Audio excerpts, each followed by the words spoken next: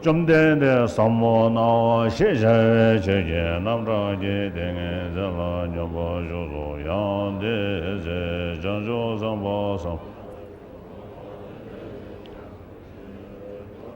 Shiva Samo Shiva Nila Nambara Tashin Pungbo Ngabo Deda Laya Rangshinje Tongpa Nambara Tao Dene Sanje Ji Chancho Samba Samba Shambo Papa Jara Se Wonchu Lan Dege Je Meso Rigi Kalala Jara Je Parado Shamba Samo Java Java Dava De Sheda Lavara Cha Dege Je Mevada Chancho Samba Papa Jara Se Wonchu Ge Sada Damba Jara Dode Bola Dege Sharibo, Rigibo, Rigibo, Mokalala, Sherage, Parada, Java, Samo, Java, Java. Didra number Tawara Shade, Pumbo, Ngabo, Dada, Laya, Rashinje, Tomba, Nava, Yandawa, Cheso, Tao, Sotombo, Tombani.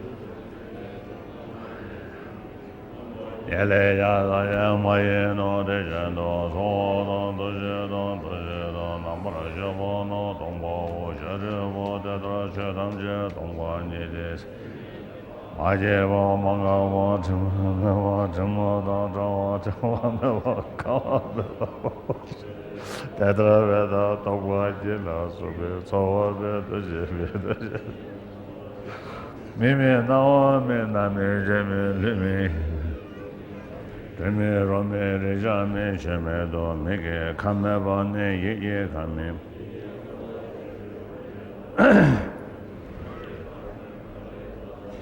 Gashime Gaye Rebe Badaya Medo Tejado Dunga Wado Kunjo Wado Gobada Lame Yesheme Tobame Madobaya Medo Sharebo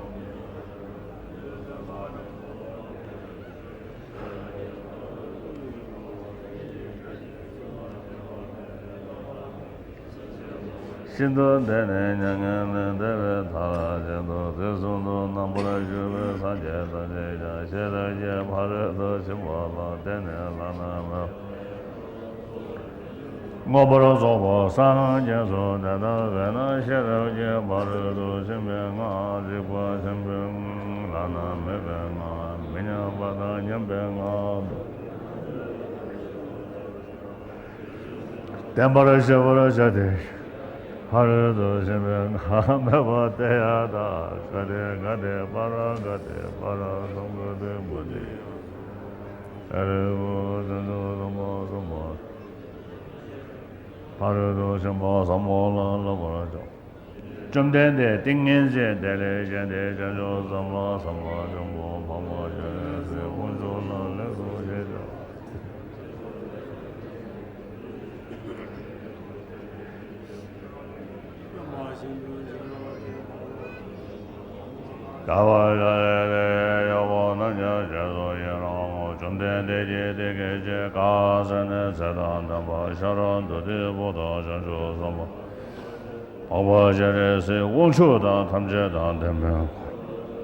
Hada meda lama yenda desu jebe jide yerande jomden deje songbo long borodo do. Yende shewa zono gunshi nijin. Kanyen dang dola penpa shena lamshi nijin jiden dendru zawa. Kanda yangda denpe tono nambo gunden nazo. Yende shangju senpe soje sanje jini yumden la chaksen. Kange denjin zhawa zhu gagpa meba jemeba cheba meba dang meba owa meba zhu tade demi denjin mi zheba nishi zobe sangye manamge tamba tela chaksen lu Kange lore denye denje nida namda zhose jenye dengue jiji ziji nidye do Kanda zive zara mare mendo donge jeze rozo gala boje dade yama doje dudura jero nyamo nyeno leje jaro jeze mare meze donge nyogo jenye jeze dene dakshin seju tazi yende lezo jeze dugo jura jura juni jende dalu meze jambe yanglan Zende yuje yara veseje dalu demu memba Kada denji shunglu doba ye loju bobe nawa zeno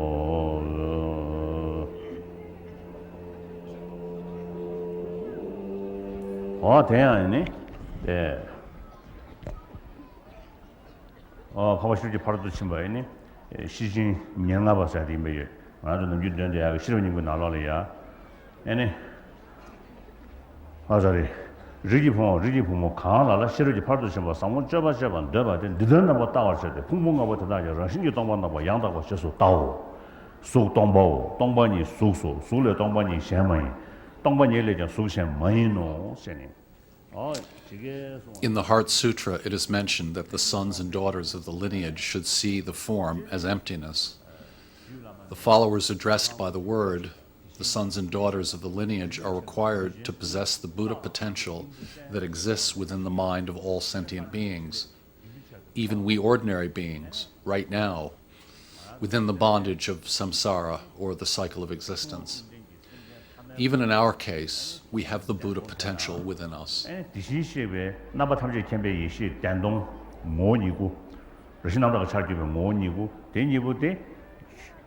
가서를 전신지 동배 최지 인수 직도 되네.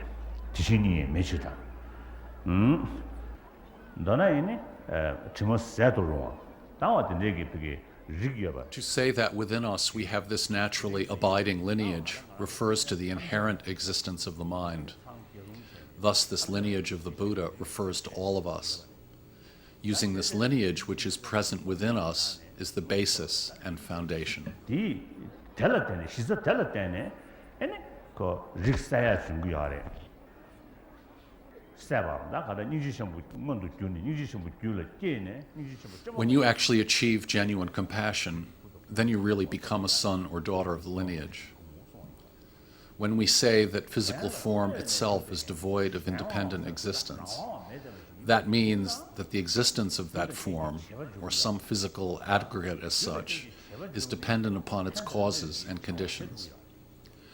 And it is dependent upon the mind designating its tone and the form.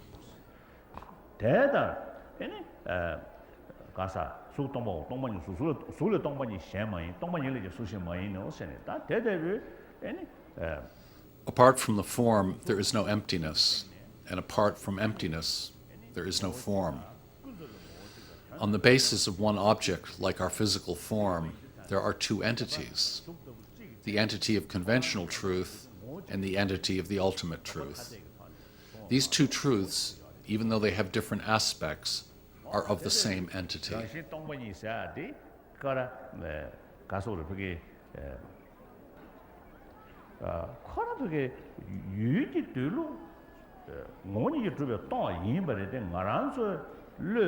동안디 가서다 동안 될레베 따다베 고도되네 그러다 정신이 예버식 땅 가서 나한테 야래 네 임바디 Ignorance comes into existence because even though in terms of reality things do not have independent existence, because of our contaminated and defiled mind, we tend to see all phenomena as having independent existence. We tend to see that there is an abstract, solid object from its own side. As was said by Santarga Dorje in his famous text, Identifying the Mother, in which he says that when any object or phenomenon appears to us, we tend to see that there is an object to which we apply the term and the name. And we tend to see the object as having independent or inherent existence. The fact is that there is no such object of existence. Because of the lack of such independent existence, we can see various aspects of its changes. And this is the case because, due to our unformed mind, we tend to see its independent and inherent existence.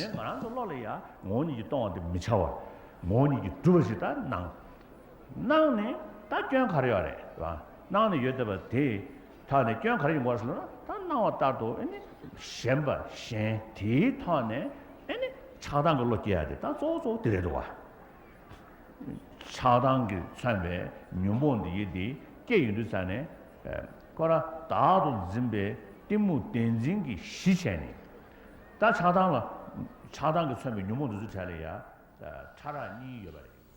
Based on this ignorance of self-grasping, when we talk about hatred, anger, and other types of afflictive emotions, there are two levels of afflictive emotions, one gross and another subtle. The grosser level of afflictive emotions is based on the grasping of the person as self-sufficient and substantially existing. The subtler level of afflictive emotion is based on the misconception of seeing things as having objective and independent existence. In short, based on these misconceptions of seeing things as having objective independent existence, various types of afflictive emotions come into being. And this we can understand when we take some time and reflect on the process of perceiving things.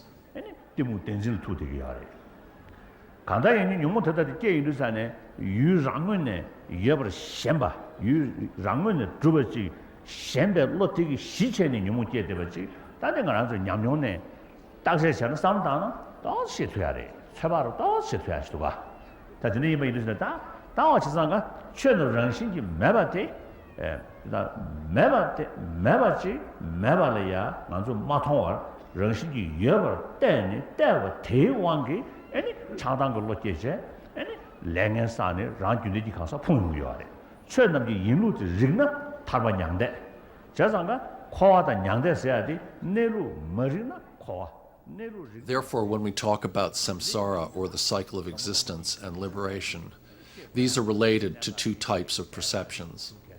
When you're able to perceive and realize the nature of reality or emptiness, then you are able to be liberated.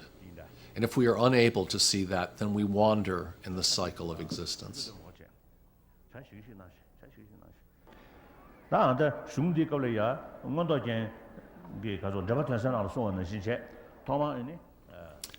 As it is explained in the clear commentary by Haribhadra, that first you establish the selflessness of the person, then you establish the lack of substantial separateness of the subject from the object.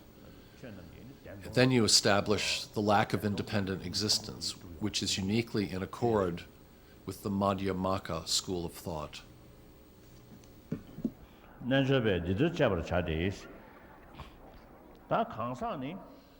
Yogis should analyze in the following manner. A person who is not observed as separate from the mental and physical aggregates, elements, and sense powers.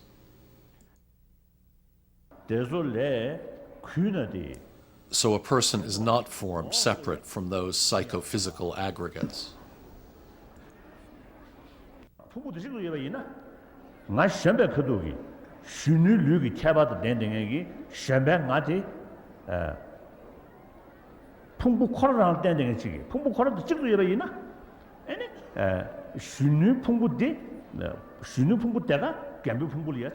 So if the I has an independent and inherent existence and is at one with the independently existing body, then it is not possible that that same body of the young child could become the body of the old person. But the body of a young child and the body of an old person are totally different. This you will see when you look at your photos when you were a child. What continues is the same I. The continuum of that same I continues, and it is because of this continuity that you can say, this was my photo when I was a young boy, when I was a child, and so forth. Therefore, if you accept the person as having independent existence, and one with an independently existing body, then you will face a lot of contradictions. Therefore, it is said that nor is a person of the nature of aggregates and so forth, because the aggregates and so forth have the qualities of being many and being impermanent.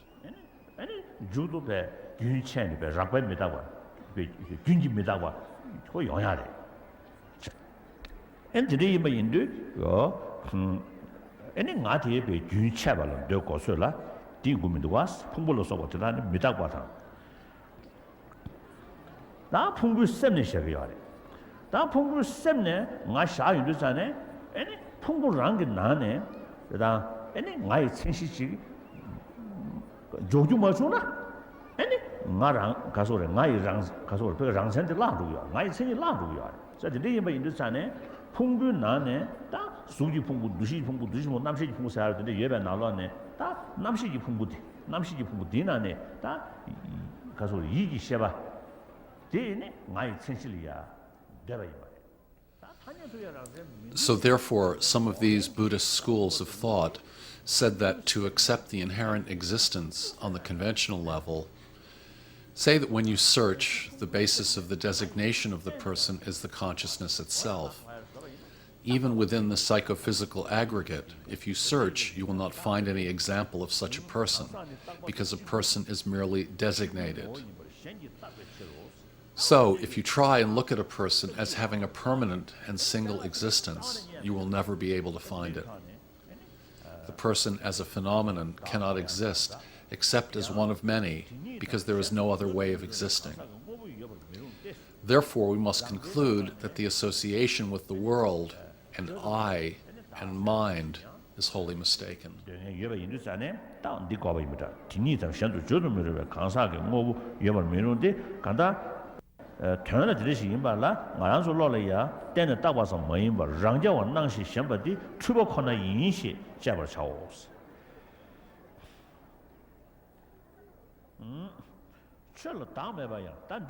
Ordinary worldly people tend to see the I and mind as having independent existence.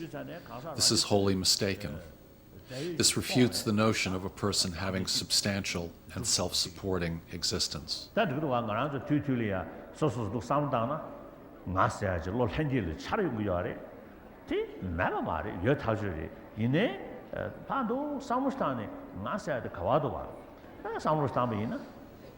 To your normal, ordinary mind, you get the feeling of a person, the perception of a person. But when you search, you won't find a person upon whom you can lay your hand or pinpoint their existence.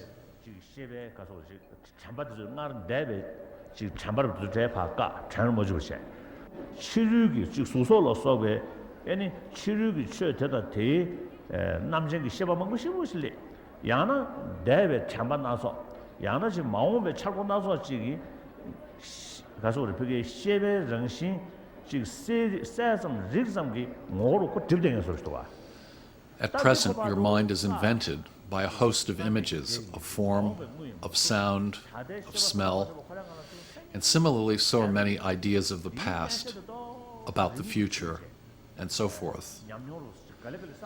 But if you intentionally do not trace and follow past experiences, and also do not let your mind wonder about the future, and simply meditate on the present state, then you might be able to get a glimpse of the mere luminous experiential nature of the mind. But in the case of I, however long you may analyze and investigate it, you won't find an I. 누가 사바를 줄러야 지금 내용이지 이게 말이야. 아니 그러고 맞아요. 딱 현상 나한테 누가 사바를 줄러야 지금 내용이지 이게 말이야. 다 맞다. 자네 니주 매도 되게 다 맞다네 민두 상네. 맞다네 매발서는 다 챙겨 말해라. 그래서 Based on that, if you think that there is no I at all, then that is also a misconception, because the existence of I is proven through our own personal experiences, experiences of happiness, experiences of suffering, and so forth.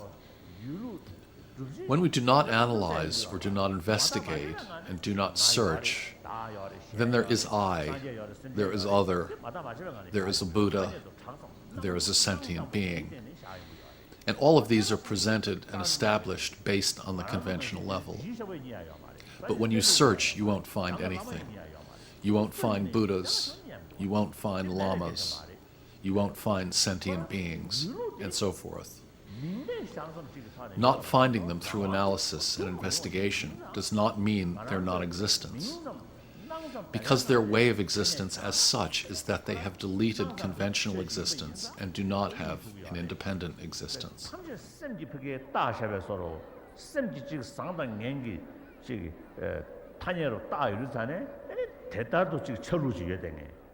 In this way, when you search, you will find that everything is mentally designated, and it is best when that mental designation is the way that things reflect and the way that things appear. It is based on such types of reasons that the existence of external objects is refuted, and it is said that everything is in the nature of the mind. That, in fact, is the philosophy of the Mahayana school of thought. This means that from the substantial cause of one mind, both the subject and the object is materialized and realized, and it is said that the object and the subjective mind are substantially the same. And they are both a product of the cause of the same mind. They are caused by the same activation of the same predisposition.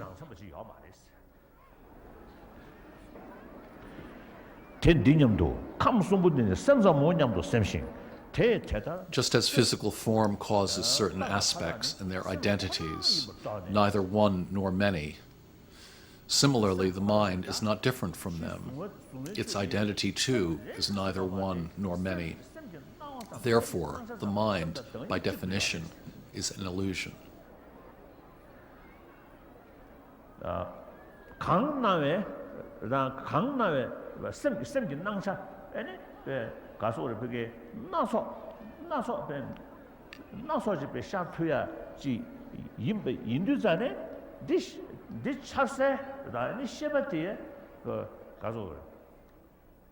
When the multifarious objects which appear to the mind do not have an independent existence, then the mind which perceives them cannot have an independent existence. The lack of independent existence of the mind can also be understood if you separate the mind into different moments and so forth.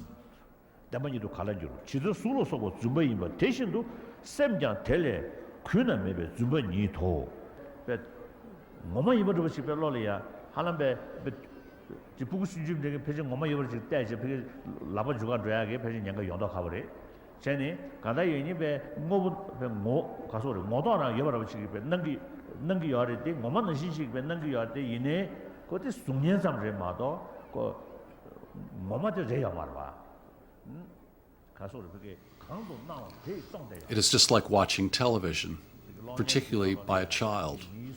When a child sees mountains, seas, and so forth on television, they might think that this is real mountains, real seas, and so forth. Similarly, what appears to our mind is like an illusion, because even though these things appear to us to have an independent existence, in reality, whether it is the external object or the internal mind, they do not have an independent existence.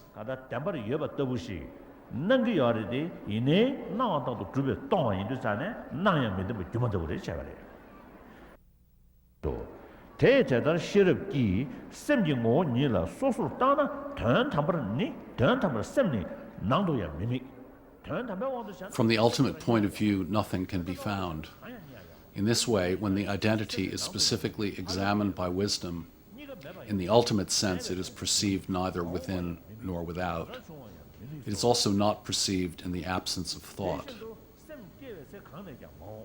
Neither the mind of the past nor the mind of the future nor of the present is perceived.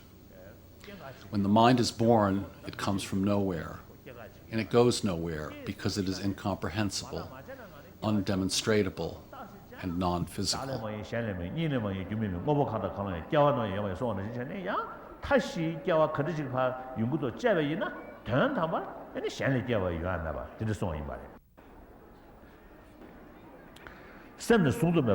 If you ask what is the entity of that which is incomprehensible, undemonstratable, and non-physical, and which is thoroughly sought but cannot be found, what is not found cannot be perceived, and what is perceived is neither past nor future nor present.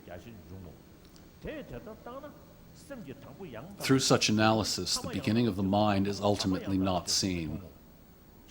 The end of the mind is ultimately not seen, and the middle of the mind is not seen. All phenomena should be then understood as lacking an end and a middle, just as the mind does not have an end or middle.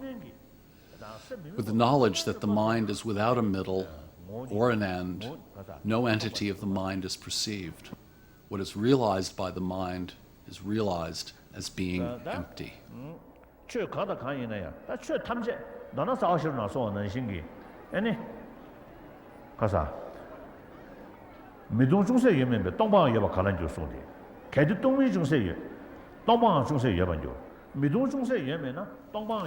As explained in Nagarjuna's fundamental wisdom, there is not the slightest example of an object which does not have the nature of lack of inherent existence. In this way, when a person does not firmly apprehend the entity of a thing as ultimately existing, having investigated it with wisdom, the practitioner engages in a non-conceptual, single-pointed concentration, and thus the identitylessness of phenomena is realized. So when you search and analyze by using the discriminative awareness of wisdom, then whether it is an external phenomenon or an internal phenomenon, you will not find any of these phenomena as having independent existence. Thus, such a truth will be realized. This is the meaning of realizing the reality of emptiness.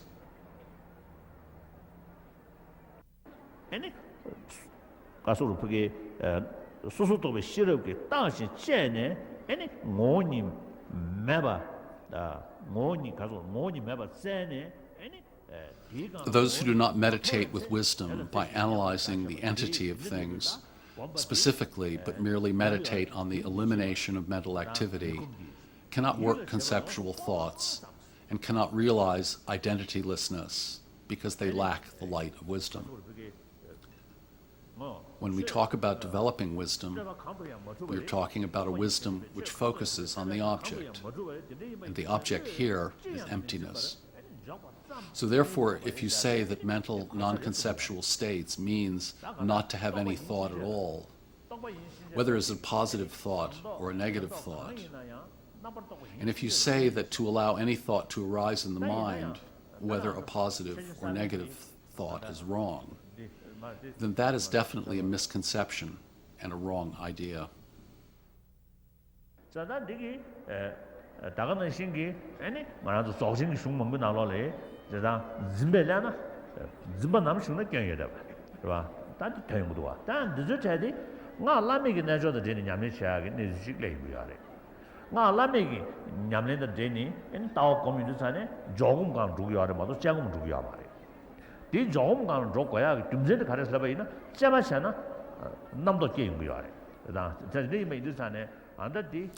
Some of these ideas are connected with Tantric practice. When you engage in certain Tantric practices of meditation, then it is done through stabilizing meditation and not analytical meditation, because when you engage in analytical meditation, it induces conceptions. There, your main thrust is to discover the special view of emptiness based on Tantric practice. It is important to understand different teachings in their correct context. You should not use the same charm and the same statements in different contexts and take them as always having the same meaning. Therefore, it is wrong to treat all conceptions as wrong, and also the usage of the term ultimate. You cannot use terms like ultimate in all contexts and think that they always have the same meaning. So here it clearly says that merely meditating on the elimination of mental activity cannot eliminate conceptual thought, and also cannot realize identitylessness, because they lack the light of wisdom.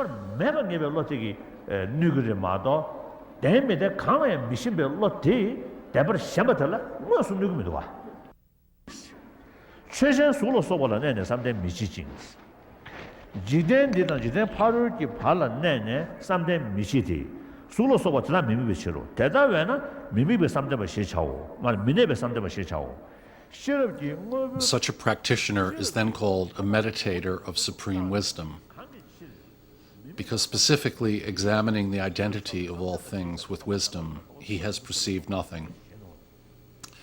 This is as stated in the Jewel and the Crown and other sutras. In order to engage and develop insight, first you should meditate on emptiness and develop the way of emptiness.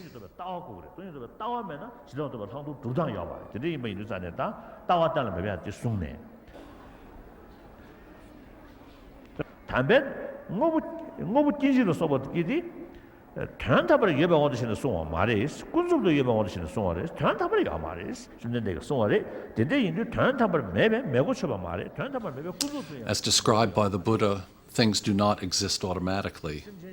This does not mean to say that things do not exist conventionally. Sentient beings with a childish attitude exaggerate phenomena, thinking of them as having an intrinsic identity, while they lack it. Thus, attributing intrinsic existence to those things that lack it confuses their minds, and as a result, they wander in the cycle of existence for a long time. For these reasons, I shall endeavor to achieve the omniscient state by the completion of accumulations of merits and insights in order to help them realize suchness.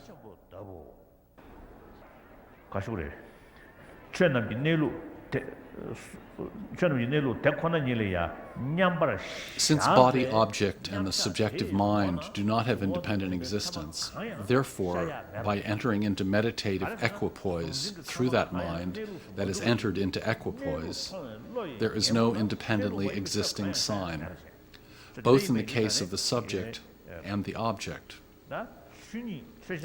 So to engage in such meditation is the practice of a bodhisattva. Bodhisattvas must rely on virtuous practices like generosity as a means to thoroughly enlighten all sentient beings in order to perfect their place, body, and manifold retinue. If it were not so, what would be the process of these fields, the fields of Buddhas, and so forth?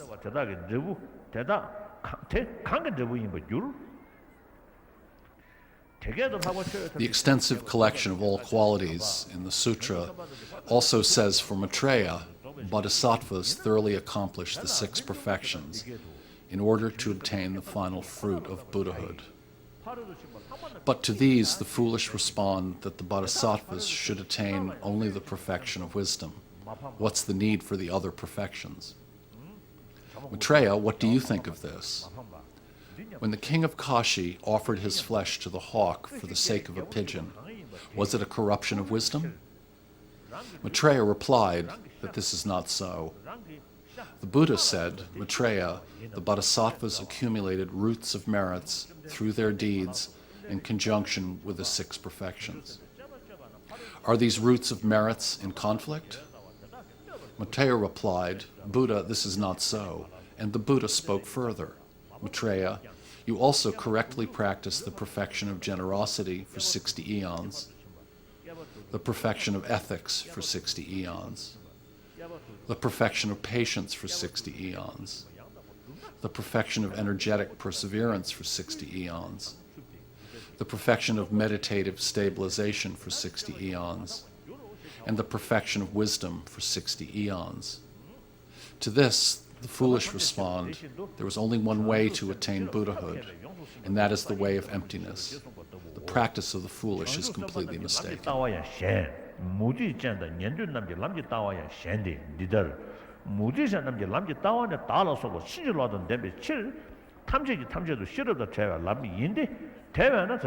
The philosophical view of path of the Bodhisattva is different than the philosophical view of the path of non-Buddhists. For example, the philosophical view of non-Buddhists observes a truly existent self and so forth. And such a form is completely divorced from wisdom, therefore they cannot obtain liberation. The preceding paragraphs explain that through the view of emptiness, you will be able to stop the extreme view of the cycle of existence, and through the development of compassion, you will be able to stop the extreme of solitary personal liberation.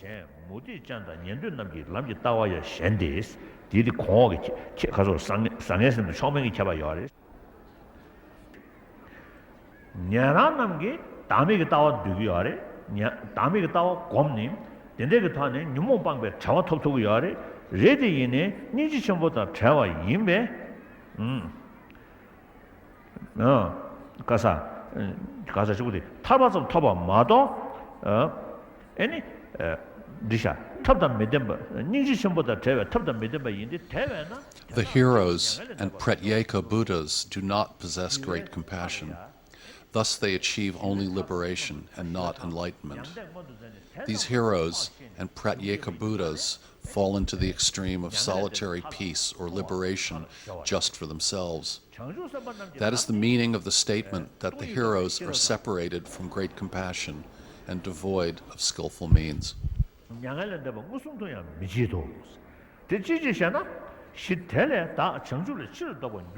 Similarly, a bodhisattva is also aware of nirvana and does not try to actualize it. This is because he realizes that doing so, he would be turning away from enlightenment.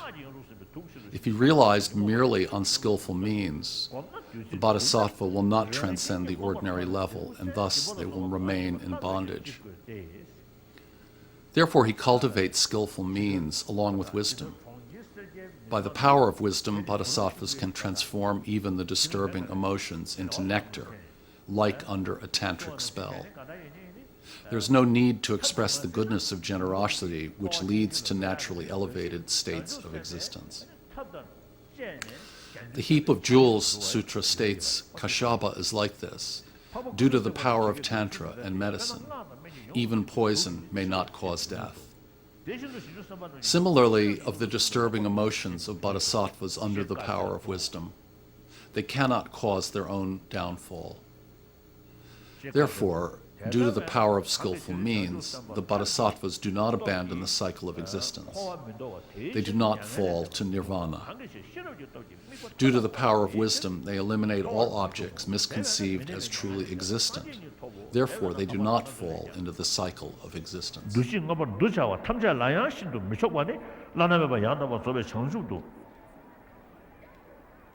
Yeah.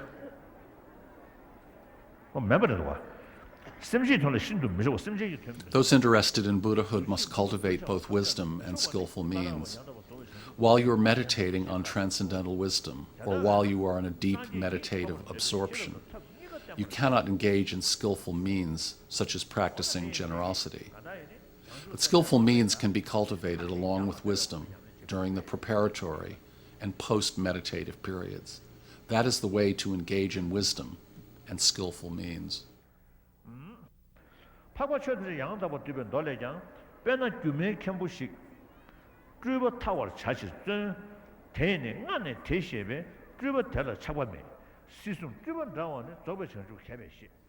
The three walls are like an illusion which the wise Buddha knew about long before he knew about sentient beings in this world and had undertaken efforts to help them. It is because of the bodhisattva's practice of wisdom and skillful means that it is said that they eliminate the cycle of existence. But in their thoughts, they abide in nirvana. They are influenced by the view of emptiness, but in terms of practice, they try to help them and try to allow them to remember their needs, and so forth. In this way, they become familiar with generosity and other skillful means that are dedicated to unserviceable and perfectly accomplished enlightenment, having the essence of emptiness and great compassion, in order to generate the ultimate awakening mind of bodhicitta, as was done earlier, as the calm, abiding meditation and special insight, as much as to achieve such realizations. As it was taught in the Pure Field of Engagement Sutra, always be familiar with skillful means by closely placing mindfulness on the qualities of bodhisattvas who work for the welfare of all sentient beings at all times.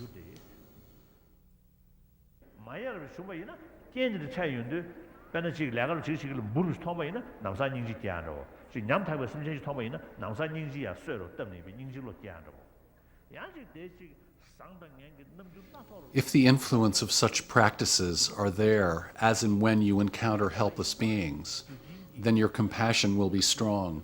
And similarly, when you see multifarious types of events and experiences in this life, you will also be able to see these as illusions and the possibilities of countless appearances, and from which you will also be able to see that these things have a reason based on temporary factors and conditions, and thus they do not have independent existence.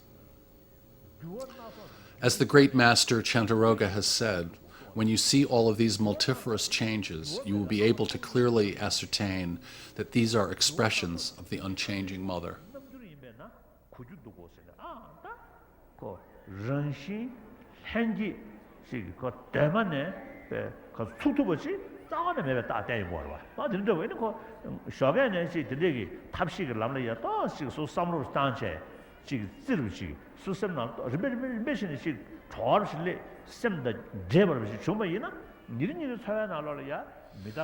This expresses the fact of emptiness, meaning that it is because of the fact that everything is interrelated and interconnected and relative that you are able to see all these expressions. When you are able to maintain such an outlook and such a view, then you will find each and every circumstance and events as a source for strengthening your taking refuge, and as a source for understanding impermanence. Just because of this, the great master Batawa said, "I do not need any text because all visible phenomena are my teachers." Since you are able to see these multifarious aspects of expressions of emptiness, you will be able to constantly remind yourself about various topics and practices and realizations. Irrespective of whether your life is prospering or your life is suffering, it doesn't matter whether you have many prayers to recite or not. What is really important is to exercise your mind and to reflect on this point. This is the way to practice, as I have explained.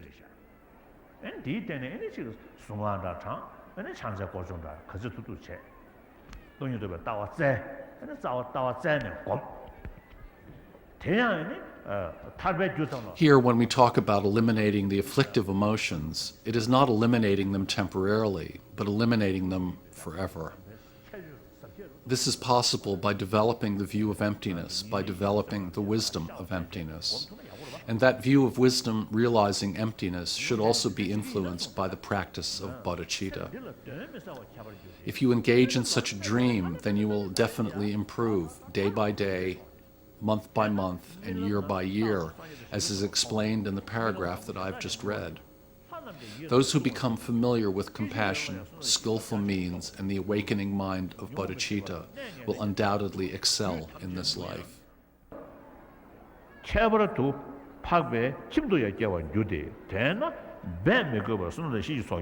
Thus you will effortlessly accomplish the accumulation of merits and insights, and you will have great wealth, a large following, many attendants. Possessing a sharp intelligence, you will be able to ripen the minds of many beings in all lives, because such a person will be able to recall past lives. Try to understand such immeasurable advantages that are also described in the other sutras. 3년을 봐다 냥에 타다 여도 디가나 아니 신에 바로 디스터브셔 양내 양도 kom 양내 양도 kom 디버셔 아니 또 시기나 리베리베션에 말아줘 고스도 쳐봐 멋이신 못해와대 아니 신도 시신 되어지 용토야 돼. In this way, gradually, you will be able to refine and discipline your unruly mind or behavior of special mind. It is in this way that you will be able to make your life happy and with a disciplined mind, whether as a teacher, as a scientist, as a leader, as a businessman.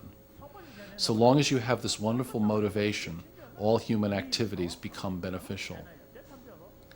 If you are devoid of pure motivation, even religious practices will become a cause for accumulating negative deeds, for provoking anger, jealousy, and so forth. And if you act as a leader, you will also employ many deceitful humans. And if you become a scientist, your works will become very destructive. So all human activities, whether they become positive or negative, is very much related to your mental outlook, your motivation. As one great master said, when your mind is good, then the path is good, and the ground is good. And when your mind is bad, the path is bad, and the ground is bad. So everything is dependent upon the mind.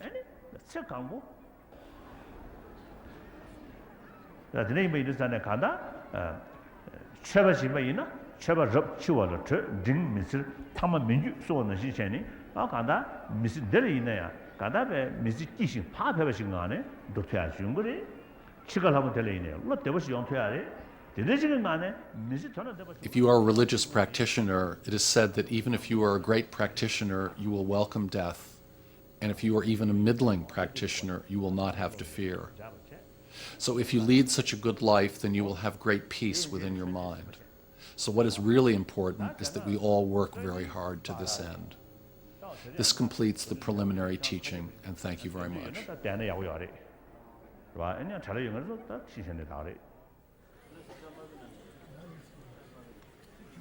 Chanjo Samba Kana Sujoba Tata Kungi Melon Rujo Je Jambe Ba Jeda Jamba Kondo Sambo De Ande Jendo Tata Kungi Jezoda Gyawa Deda Damje Rodomo Deso Jebe Gyawa Damje Yengo Kana Shodo Gawa De Tage Ke Zawande Sambo Chushe Rabdo Ngawara Ye